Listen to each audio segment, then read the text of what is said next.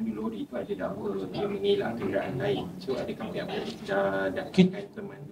Kita akan menyiasat dari segala aspek dan sudut. Nah, ini dakwaan-dakwaan ataupun statement-statement dikeluarkan peringkat awal ni kita tak dapat sahkan.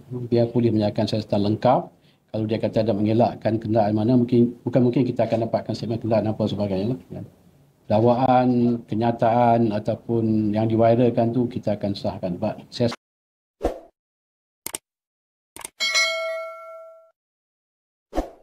PIA lengkap yang melibatkan satu motor lori PSP nombor 5 dengan motor lori yang membawa batu kelikir. So dalam konvoi ini ada 7 kenderaan yang konvoi daripada PSP ni, 4 melibatkan lori, 1 bas dan 2 Land Rover. So lori yang melanggar kenderaan kita ni, konvoi kita ni yang melanggar lori yang nombor kelima. So dalam insiden ni dalam kenderaannya ada 18 anggota. 8 anggota kita meninggal di tempat kejadian. 1 meninggal semasa menerima rawatan di hospital jam lebih kurang 10.50 pagi tadi.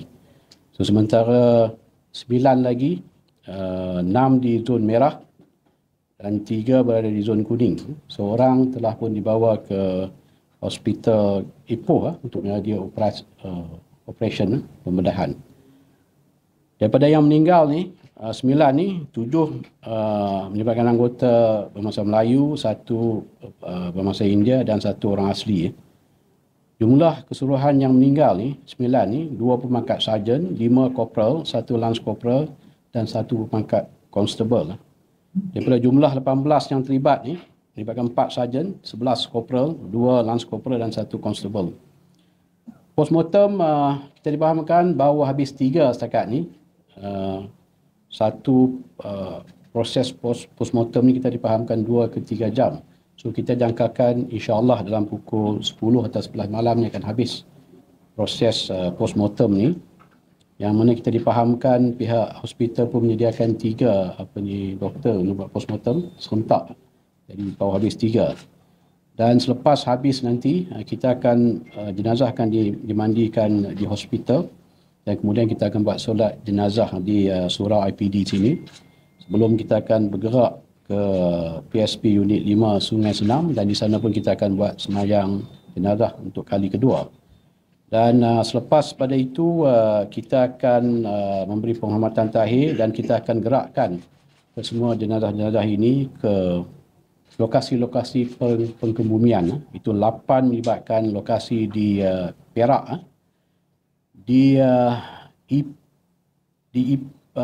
Kampar ada 2, Kampung Sungai Itik, Gopeng, dan Kampung Orang Asli, Bukit Terang, Kampar.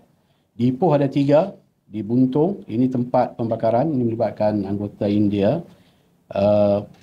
Dan lagi 2 di tanah kuburan Kepayang, Ipoh, dan tanah perkuburan Meru Raya. 3 lagi akan dikebumikan di Taiping, di Kampung Pantai Besar, Batu Korau Taiping, Masjid Simpang Taiping, Kampung Parit Teluk, Pail, Kuala Kurau. Dan 1 jenazah akan dikebumikan di Kedah, ini masjid di Tunku Abdul Rahman, Pulim. Itu melibatkan isu pengkebumian dan suspek ni kita masih lagi tahan, suspek umur 45 tahun. Suspek ni ada 6 rekod lampau, 1 rekod dadah dan lagi 5 ni rekod jenayah. Libatkan jenayah curi ada 4, 309 dan 1 jenayah rogol. Semua telah jatuh hukum. Urin kita dah buat, setakat ini negatif urin dia.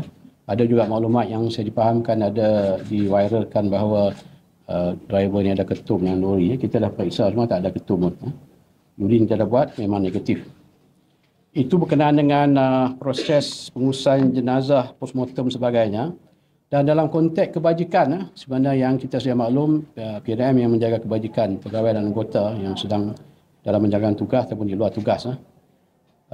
Ada beberapa tabung ataupun sumbangan yang akan diberikan. Yang pertama tabung kebajikan. Jadi setiap anggota yang terlibat dalam bencana kerja meninggal dunia akan menerima sumbangan sebanyak 1,200. Ini yang telah pun diberikan pada hari ini. Yang kedua, tabung amanah perwira dan pertahanan negara. Ini bagi kes kematian, bantuan sebanyak RM25,000 akan diberikan kepada waris. Cedera parah dan hilang upaya kekal 8,000 hingga 11,000. Cedera ringan 1,000. Bentuk bayaran ini bergantung kepada penilaian pakar perubatan. Yang ketiga, skim ex gratia bencana kerja BJM. Ini melibatkan semua pejabat awam.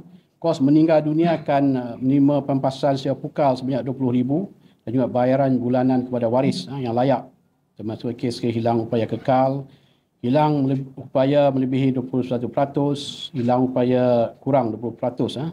Sumbangan daripada IPK Perak, sebahagian daripada insentif kebajikan, IPK Perak akan turut menyumbangkan RM11,000 untuk setiap anggota yang terlibat. Yang kelima, koperasi PDRM. Ini yang mencarum dalam koperasi. Ini bantuan khairat kematian sebanyak RM1,500. Pampasan insurans di antara RM36,000 hingga RM211,000. Bergantung pada jumlah caruman. Jumlah keseluruhan bantuan ataupun sumbangan yang akan terima ni oleh waris, semua waris dianggarkan RM58,000 hingga RM269,000 yang akan diterima. So, bantuan ini mencerminkan komitmen PDRM dan juga pihak kerajaan untuk kebajikan pegawai dan anggota yang meninggal ataupun cedera dalam semasa menjalankan tugas. So, secara pribadinya dan juga bagi mewakili PDRM dan juga Tansi IGP dan KDN, saya mengucapkan takziah kepada semua ahli keluarga yang terlibat dalam kemalangan ini. Dan kita mendoakan insya-Allah mereka ditempatkan di kalangan orang beriman nanti. Dinampungkan semua doa mereka insya-Allah. Ada beberapa soalan?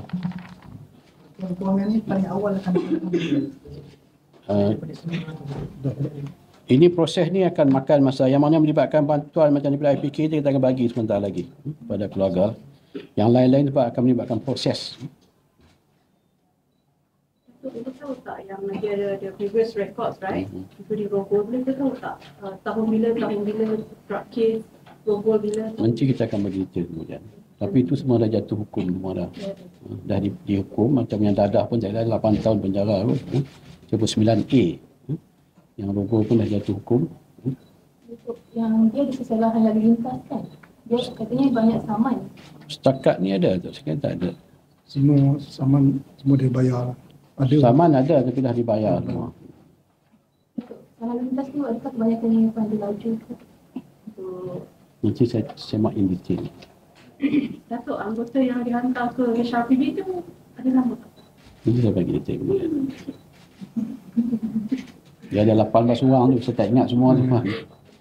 Ada lagi soalan? Tak ada. Terima kasih. Dari segi aset, daripada kenderaan yang ada tu ada aset-aset lain yang rosak ke apa? Tak ada kenderaan tu lah. Sebab kalau kita tengok daripada apa yang laporan awal kita terima ni, memang lori yang membawa batu kerikil ni memang langgar terus lah. Tu yang rosak kenderaan yang terlibat lah. Sebab tu impact dia tengok besar sebab dia bawa lori batu kan, berat benda tu. Dan langgar hadapan kan. Tu kebanyakan tengok cedera ni lah yang kena hentakan sebagainya. mengenai kemalangan ini paling awal akan siap. Biasa apa seminggu. Dia lah, bila melibat kenderaan ni kena puspakom sebagainya apa semua lah. Akan makan masa. Datuk, tadi pemandu lori tu ada dakwa dia mengilang kenderaan lain. So adakah pihak polis dah pemandu? Kita akan menyiasat dari segala aspek dan sudut. Nah, ini dakwaan-dakwaan ataupun statement-statement Nicola peringkat awal ni kita tak dapat nak sahkan. Biar polis menyatakan secara lengkap. Kalau dia kata ada mengelakkan kenderaan mana, bukan mungkin kita akan dapatkan statement kenderaan apa sebagainya. Dakwaan, kenyataan ataupun yang diviralkan tu kita akan sahkan. Sebab siasatan kita akan dilakukan secara lengkap, selengkap-lengkapnya. Datuk Reman. Reman sampai bila tu? Mana sampai Mana sih? Reman. Reman. Esok. Hari esok. Esok ya, sampai esok ya. Okey, tuan-tuan, puan-puan, terima kasih banyak. Assalamualaikum. Sekarang tak boleh lama 2 hari.